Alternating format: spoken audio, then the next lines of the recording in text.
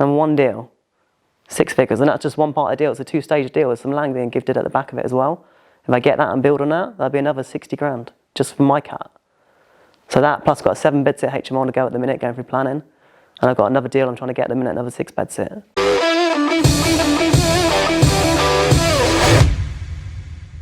It's that time again, Transformational Tuesday, where we want to bring you the stories, the journeys, the experiences from people who are in the trenches, going through the processes, going through the transformation, getting awesome results. And this week we have an amazing person who is Adam Cooper. Adam, please just give us a little bit of background about yourself. So then, obviously I'm from Peterborough. Of course, not many people know that joke, unfortunately. I need to attend another 2-day course just to do that. But guys, I've been doing property for a little while now. I run a HMO agency in Peterborough. But like everyone, I got a bit stuck.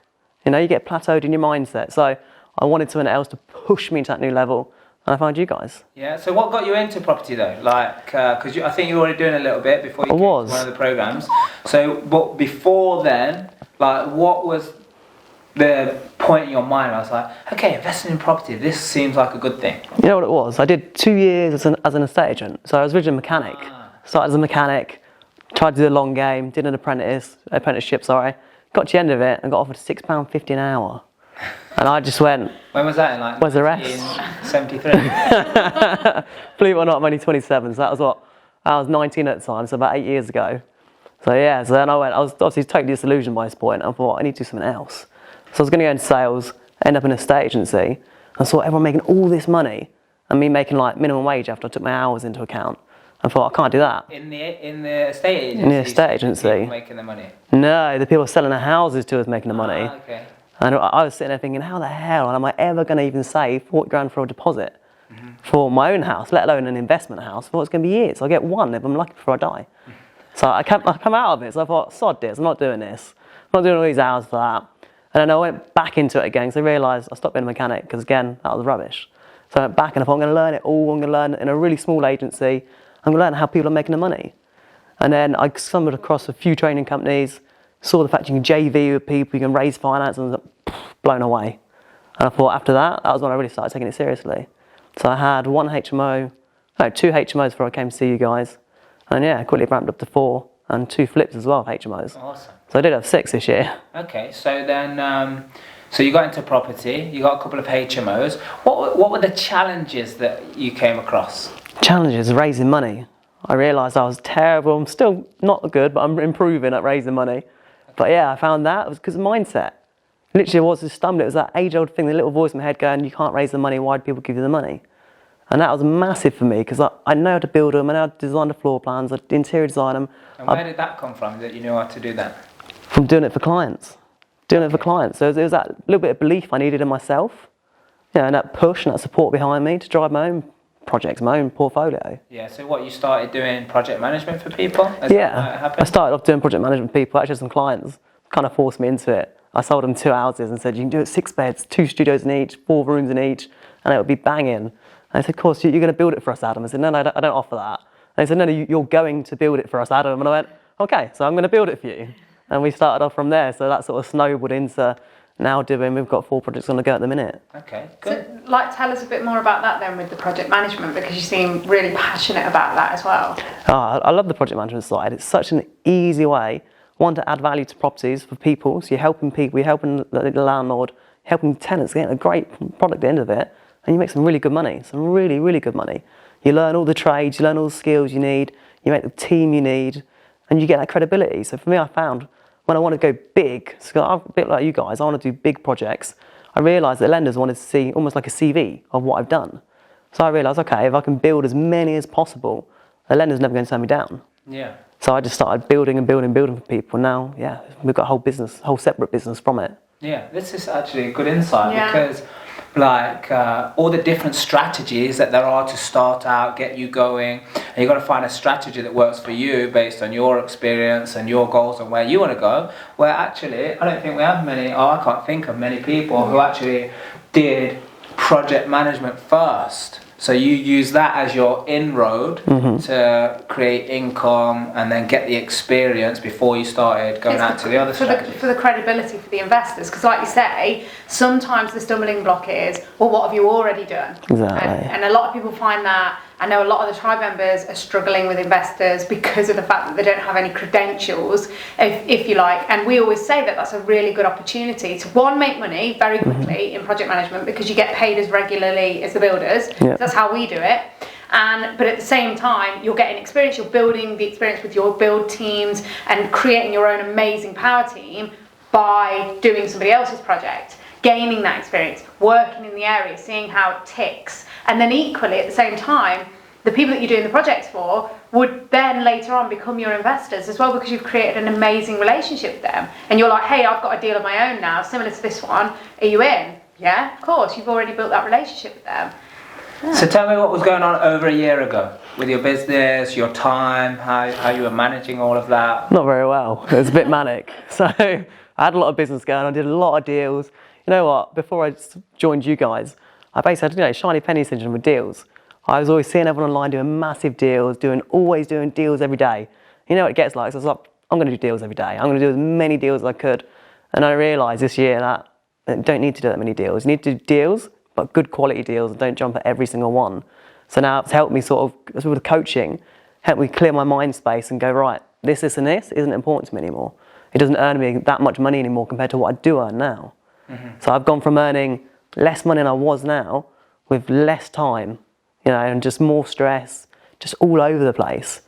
But now it's getting really focused, really. So that's what that were the challenges. That's what the challenge is. More time, making less. Mm-hmm. I mean, how did that happen? How did you end up making less? You just get shiny penny syndrome. You chase everything. Because you're doing every too many deal things and less effective. Exactly. Yeah, spreading myself too thin, trying to get every penny out of these deals, and taking every deal and trying to squeeze them to work when it's not the way it works. Okay, so like... Did you feel like you were going like from pillar to post? You didn't really know which way, so you were just trying to get everything because one of them might stick? Yeah, so before I met you guys, I was doing SAs as well, I was doing some rent-to-rents, as well as buying HMOs. And I realised my main money comes from buying the HMOs and project managing them as well. So all this SAs, the rent-to-rents, were just noise. So what was the mindset? So we can, like, people can watch this and kind of avoid some mistakes that you have made. Mm-hmm. Like, what was going through your mind that said, you said shiny penny syndrome, but like, what's going through your mind? Why do you feel that you needed to do rent to rent? Like, why rent to rent? Why SA? Why take on all of that? What was going on in here? I'd say it's mostly ego, to be fair. It's mostly ego, because you want to be seen as the guy doing the most deals, the person doing the most deals, and all the business, all the money, and of course I saw what was potentially money to make from these rent-to-rents, from these SAs, but it wasn't high enough. But all I saw was, well, if I get lots and lots and lots and lots and lots, it will come good eventually. Uh-huh. And it's just not that. It's just, Adam's going to have a nervous mental breakdown eventually if I carry on doing that. So yeah. I realised it was clearing it down. So was it going towards some kind of goal, some huge goal that you had? Like, it was going towards the goal of financial freedom, but again, it wasn't specific enough. So again, now I realise that just trying to be financially free, it wasn't enough. Because what level is financially free? At the time, I didn't even know what financial freedom was to myself. Mm. I knew it was a load of money, but how much is enough? Yeah, that's amazing, actually. What a big realisation. Yeah. So yeah, I realised I needed my goals to hit it. I needed to be more specific on it. Okay, good. And I realised most of the problem wasn't actually business side, it was mindset side. Okay, what do you mean by that? So I realised I knew how to build houses, knew how to find deals, knew how to find investors. It was my lack of mindset training which was holding me back. This is what we always say, the steps to invest in property, raise finance, find deals, the different strategies, all of those steps are very simple and very straightforward. And we have information and our YouTube channel and whatever. Online programs and all different things that we offer. And like all loads of people, our coaches, they all offer these things. The steps are very simple. So what were the major challenges then, even though you knew all of these steps, you say a mindset, what can you share with people to help them realise what might be going on here that they didn't even realise? Because at least you realised, right, that this was your challenge, so you could do something about it. So what do you have to share that might help people realise they don't even know that they've got this going on right now? It's when you sit down and really evaluate everything. So I sat down and evaluated everything, what my deals were actually earning me. And I realised they were earning me nowhere near enough compared to what other people are earning. And I got seeing everything and seeing people were following the system who were just really taking all that mindset information in and just trusting the process, trusting the system and taking away all their little voice out of it and just doing exactly like say the steps, because the steps are relatively easy, but allowing yourself to do the steps is hard. You know, because it's that little voice saying you know better, especially when you're experienced. I found out it was even harder for me. Oh, what, your better idea, Cindy? Yeah, well, yeah, exactly. Yeah, it literally is, and it is. I had that for a long time. Yeah. And it still comes up sometimes. I'm not saying that. Yeah, but it's like people struggle because they want to reinvent the wheel all the time. And like Mark always says, you know, the information about like property or any business is out there. Anyone can find it online. All the information is actually there, but it's the way that if you want to condense it and you want to have it and it be effective. But when you talk about mindset, that is the number one key, because it's like, but it's invisible. What do you want? It is invisible. It is. You can't find that online. It's because every single person has a different mindset and different challenges and different like moments of, oh God, why am I doing this? And oh, this person said this, or different environments that they're in. So everybody needs their own individual work on that. I mean, it's a huge thing that you brought up and that you found, because even with the information, you were still finding a stumbling block, because what was it that was taking you out of the game with your mindset? It was a financial thermostat, really. So again, because I'd never had that big money, I come from quite a poor background, I realised that I was almost kind of self-sabotaging myself. Every time I got near a certain income level, something would happen. And again, doing the Lifeline was massive for me, because I realised that every time I get to a level, some big event would drag me back down to the bottom. And that's not coincidence. That's the deep ingrained mindset issues. Yeah. And again, it's been in an open and safe environment, guys like you and the tribe, where you can actually realise these things. You know, you're not judged, it's open, and you feel safe, which is good. Awesome. So what are some of the results that you're getting now? Well, now I've got... Moving on, so over this last year, talk us through some projects and some of the steps that you've gone through to make the improvements to get there. So after I've done the coaching, that changed things massively. And again, I coached, believe it or not, I got coached on just mindset, nothing else. Personal life and mindset was it. I said no business, no property, I didn't need it. You know, I do need a little bit more later on, but at this point, that was more important to me. And since then, I've got one deal, which is a 6-figure assisted sale deal, profit. Awesome. 6-figure, you know, I'm chasing my tail of these rents and SAs before, for a couple of £100 a month, and one deal, 6 figures. And that's just one part of the deal, it's a 2-stage deal, with some land being gifted at the back of it as well. If I get that and build on that, that'll be another 60 grand, just for my cut. So that, plus I've got a 7-bed sit HMO on to go at the minute, going through planning. And I've got another deal I'm trying to get at the minute, another 6-bed sit. Yeah, so talk us through some of the projects, just so we know, because I know you're doing apartments, I know you've been doing HMOs, the studios, I know you're loving the studios as well. We do a hell of a lot of studios. You're a man of all trades, Adam. I clearly am, huh? Yeah. So tell us about that first, and then we'll talk a little bit about how you've been building, managing rooms and things like that. Okay, so this year, or the last year just gone, we did about 12 conversions. We did mainly 6-bed sit conversions. We specialise in them. They're awesome. So just explain a bed sit, just in case somebody's brand new to this. So a bed sit is like a HMO. Imagine just like 6 rooms in a house with a shared space anyway. But now, of course, we're sharing. Not everyone wants to share. You know, sometimes you have a massively long, hard day at work. You just want to come home, lock yourself in a room, and done. But you still want that social environment, because we're very sort of disconnected from the world nowadays with social media. So I believe HMOs offer a massive sort of help for that, to socialise with people. So common space is still needed. But if you add add a little kitchenette in a room, almost like a tea station, but you know, a little bit more than that with like a portable hob, add an ensuite in there, you have everything you need to live day to day. Obviously you've got to share the laundry facilities, but I found we get between £100 and £200 a month more rent, tenants stay for longer, tenants like it better, and even the local council likes it more. So we go from a potentially problematic HMO, say a 6-bed with 2 shared bathrooms, where there's common areas getting trashed all the time, things getting damaged, excess maintenance, to 6-bed sits where everyone's virtually in their room most of the time. You get higher end tenants, it's higher end rent, it's higher end property, and you get better valuations. Exactly. Better product, better people. You're almost setting a higher standard. We always say this. High standard living.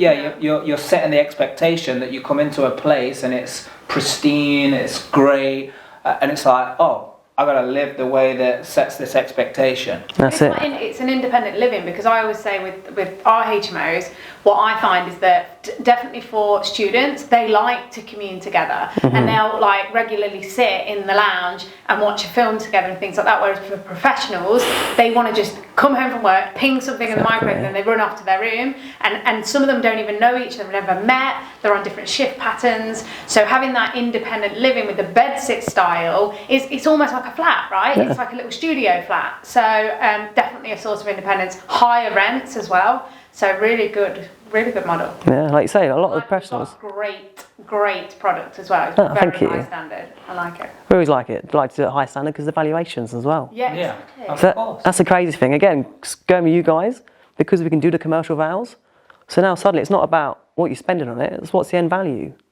You know, so now I can spend 100 grand on a house and outdo all my competition because I know I can get it back out the other end. Yeah, and a lot of people, they want to cut costs and they focus on, I mean, you've got to be in control of expenditure, I get that. But like, if you just focus on cutting costs rather than adding value, that's where all your attention is going to go. Yeah. It is. Yeah, and you take away from adding value. But when you're adding value to the people who are going to live there, like you say, the councils, local society, it's clean, it's great. You know, you might even help people become better versions of themselves because they live into a higher standard. Yeah, exactly. Yeah, I know that's our mission, raise the standard of living, providing secure accommodation. But where did it's an agency you run, isn't it? It is, yeah. Blown, it's already, fully blown. So where did that come into it? Is that in the last 12 months? Was that before? That was just before I started with you guys, actually. So it was about a year before that. So again, I realised in property, there's many ways to make money. You don't have to own the asset. You know, you don't even have to rent the asset. You can just control the asset just by managing other people's assets. So what better way, one, to learn quickly, two, to get all the experience in the world, because believe me, you manage, God, in excess of 140 rooms, you get a lot of experience.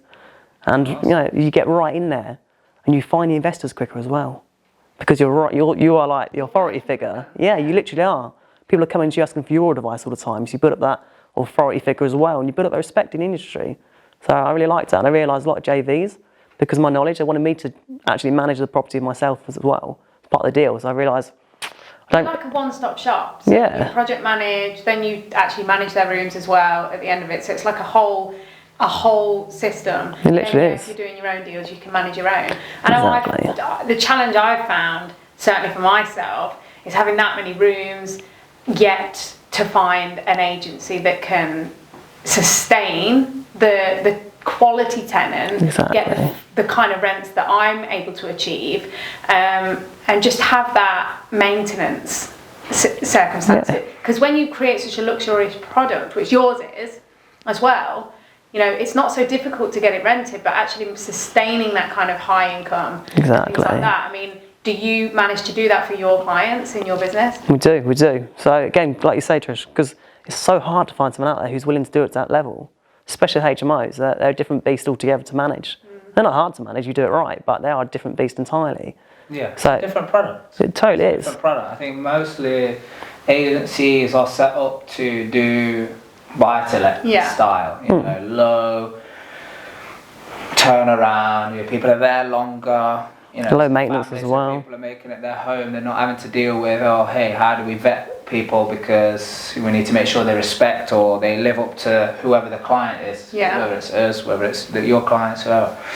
But okay, so you've definitely gone through a huge transformation. Definitely. And I'm excited to see what else is to come. But what would you say is like, what have been the turning points, the big realizations, the big learnings?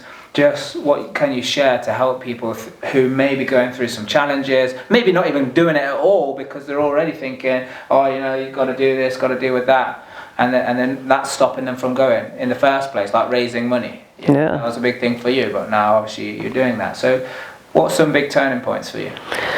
It was, and it's going to sound cliche, but it was seeing a tribe. It sounds crazy, but seeing, again, me sitting there with my, you know, a bit like professional syndrome, I'm sitting there going, I know everything. You know, I didn't. But thinking I knew everything, and I see people coming in completely new and fresh, buying 7 houses in a row, you know, buying multiple HMOs, doing 8 beds, 9 beds. You know, there's people still in jobs doing, like, got bigger portfolios than me, which is crazy. That made me realise that guys has changed my whole mindset on that.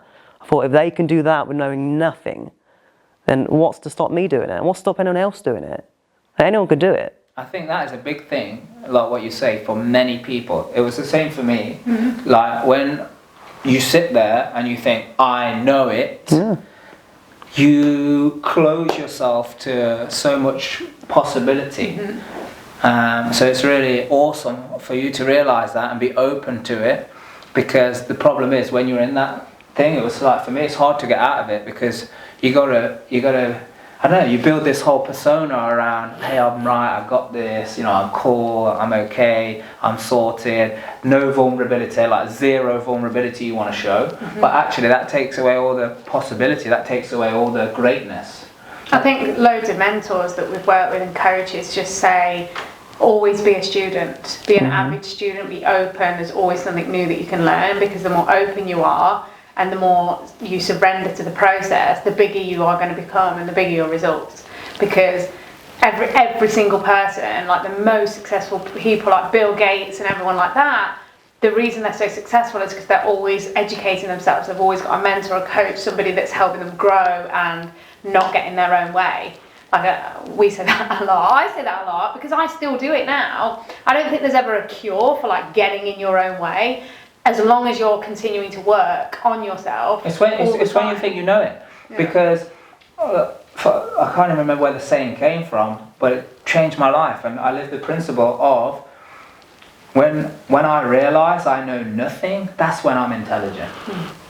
Because when I realise I don't know anything, then I'm open to everything. It's really funny, on the trainings, Mark always says things like, I don't know everything. And everyone's like, we're here, you should know everything. But I don't know. And nobody knows everything. Anybody who thinks I don't know, I need to look up the word expert, what expert is, because people say, oh, you know, you're the property expert, you're the mindset expert, and it's like, look, I'm just following the processes that I know have always worked and always will work, and the constant thing is to get the ego out the way, to get myself out the way, to stop overthinking things and just follow the process. Yeah. Follow the process that is for sure going to work in any economic cycle, up, down, sideways, and all of that. I mean, that's what the training is about.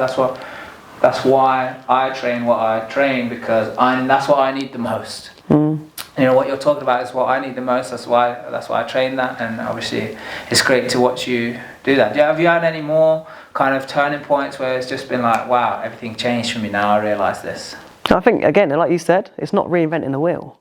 So I realised I didn't need to innovate in everything I did. It's great to innovate sometimes, but just like you say, the knowledge is out there, and it made me realise that, why am I trying to do something so special, something so different, when 90% of people who are successful simply just took an idea which already worked and maybe put a slight twist on it. And that's it.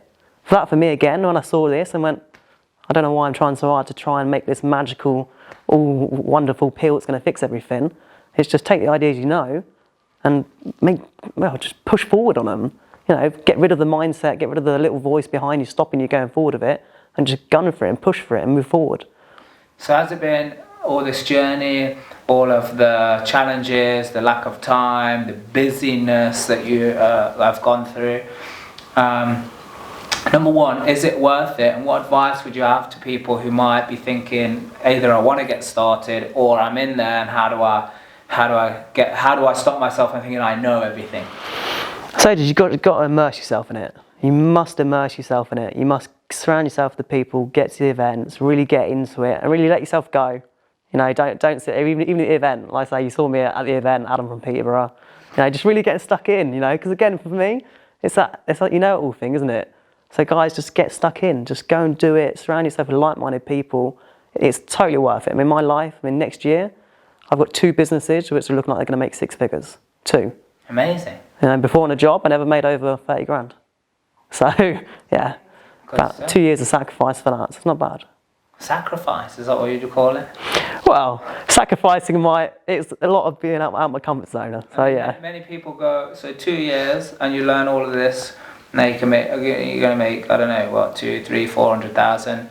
And then we're talking about, you could probably go to university for 4, 5, sometimes 8 years. I know some courses, programs, whatever it's called. Thousands, Could be hundreds of thousands of pounds in debt rather than making hundreds of thousands of pounds. Living in a HMO as opposed to owning a HMO. Then you could go and get a job for maybe between 30 grand a year. 30 to 60 grand if you're lucky a year. Exactly. So Or they come that's the only to- thing. That's the only thing I'm saying. Sacrifice, because I think you've gone through the better university, which is the real life university. Real life university, that's it. I know, but it's true. It really is. You're going to spend money, like you say, you're going to spend money on education one way or another. It's which path you're going to pick. Yeah. You're going to pick money the modern way, which actually works, because we're not living the same way we did 10, 20 years ago. You know, where university was everything and saving was everything. We live in a different world now. I Do you know- don't, do you know I don't think it's ever been anything. Do you know but- what I find really interesting? Because obviously you were already in the thick of things before you came on board with Real Life. How hard was it for you to invest in education in a field that you were already exploring? Was it hard? That was massively hard, yeah. Because not only that is it my field, I'm a trained salesman, you know, I used to sell. So when Mark's calling me up going, Adam, how do you want to pay? I'm going, oh, he's selling to me. But I knew it had to be done, I knew it was worth it. But still, even though I wanted to, it's still hard for me, it's ego. But here's the difference. It's like people assume, and I see it all over the world, people assume that it's a cost because I'm paying something. But here's my question. Or if you're one level smarter or a few levels smarter, you might even be asking, what's the return on my money? Like, what's it going to make me if I do this? But one question that very few people do ask is, what does it cost me if I don't? Maybe everyone's asking, what does it cost me if I do? But what does it cost me if I don't? Yeah. I mean, we had someone sitting here before that saying, well, actually, if I didn't invest in myself, I wouldn't have this 1.5 million pounds worth of deals. So think of that. It would have cost you £1.5 million. If that's not enough to wake somebody up to think, oh yeah, what does it cost me if I don't do something? Yeah, we talk about ROI. What about COI? Well, straight away. Cost of inaction. If you don't take the action, the cost of inaction is millions. And people are worried about spending a few £1,000 here, £10,000, £50,000, £100,000. Whatever it is, that's what it is. What's the cost if you don't do it? So tell us about the deal, because I remember you saying big challenge, big result. So explain a little bit more about what the deal was, what happened. It was massive. So I'd got my first JV before I'd met you guys, so I did myself a really poor structure as far as it went. But regardless of that, we had this house, turned it from a 3-bed to a 5-bed sit. It wasn't in Article 4, so no planning or anything. It was all PD with an extension, so it was borderline for commercial vow anyway. But I knew I'd get it, being in a circle. So I went for it, and it come in, bear in mind, one at the start of the street, a 3 ensuite, 2 off-suite house, got valued at 250 about 2 months before, bricks and mortar. My 5-bed sit house got valued at 225 on an expected vow of 346. And within half an hour of putting a video on the group, Trish rings me herself and she goes, here's my broker's details, I'm going to call him as well, do this, and it'll be fine. I didn't panic because I knew Trish had it and I knew I was in the group, I knew they had my back, I knew it was moments like this, which is why I was in it. So I called Simon, we spoke with him, and he actually confirmed that the vow should have been 20 grand over what I was expecting, so he expected 363. Then not only that, so I took that, sat on it a few days and sort of looked over it and went, what can we do? How much money's going to be left in? Is it worth it? And my investor kind of went, well, I'm potentially looking at selling in 3-4 years anyway, Adam. I went, okay, well, let's look at selling it. So that 225 down val went from that to 363 with Simon valuing it, to then 395 sold off market, no advertising, no nothing. So it went from about 170k left in a deal to 60 grand out for me and my investor. Awesome. 170k was going to be left in, Yeah. but then all of that out plus another 60 grand as well. Exactly, and we can go on to a bigger and better deal now. It was all because of the insight Trish and her experts were able to give me. Awesome. Wow. So again, never knowing it all. Always be learning. Exactly. And be open. Yeah. Because if you're not open, you can't learn. No. You see, that's a big transformation. It's So huge. whatever you took from this, there's one thing that you got to remember, and that's to do the right thing for the right reason, because that's the only way you're going to discover your true potential. I've got my designer's shoes in. Or Adam's design. Oh, you look at me. You look, I ain't got holes in my socks. Look at Oh, mine. I got like fluff them. Can keep that. There's nowhere else to put it, is there? Get out of the shot. Does this position look good or do I look like a hunchback? No, good. Normal. Yeah, so Usual. I normally look like a hunchback. You ready? Yeah. Is this better? Next Saturday.